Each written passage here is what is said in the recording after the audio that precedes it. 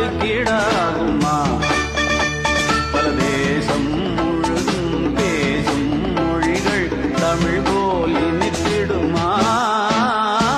சொர்க்கமே என்றாலும் அது நம்மூர போல வருமா? தந்தன தந்தன தந்தா சொர்க்கமே என்றாலும் அது நம்மூர போல வருமா? அட என் நாடு என்றாலும் அது நம் நாட்டுக்கீடாகுமா?